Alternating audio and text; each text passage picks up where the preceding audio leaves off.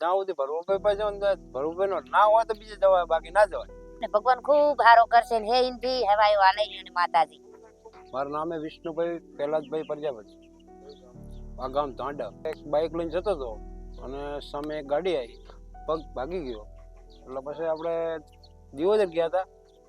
દિયોદર આપણે ના બરાબર લાગ્યું એટલે પછી અમને ભરભુભાઈની હોસ્પિટલનું થોડું સમાચાર મળ્યા.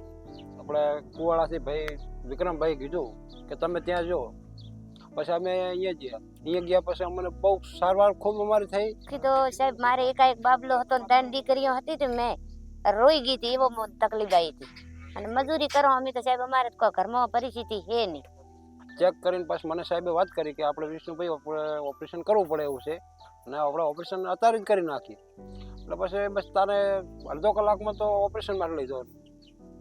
કલાકમાં ઓપરેશન કરીને બહાર લઈ દીધું. ના સાહેબ પૈસા તો ઘણા ઓછા લીધા યાર. પૈસા તો લીધા આમ ગણો તો લીધા જ નહીં. પૈસા તો ગણો ને તો અમને લીધા જ નહીં. વ્યાજબી એટલે બિલકુલ વ્યાજબી ઓછા. અને બીજો આ સાહેબ નો સપોર્ટ સારો હતો એટલે મારા બાપલા વ્યવસ્થિત બધી સહાયતા વ્યવસ્થિત કરી હો. એટલે ભરવુભાઈ એમ કે તમે બીજે જો તો જવાય ના, કે ભરવુભાઈ ને મળ્યા સિવાય ભરવુભાઈ ની સલાહ વગર આગળ પણ ના જવાય. એટલો મને ભરવુભાઈ ઉપર વિશ્વાસ છે અને પોતાનું એટલું મને કામ પણ એવું સારું લાગ્યું ને.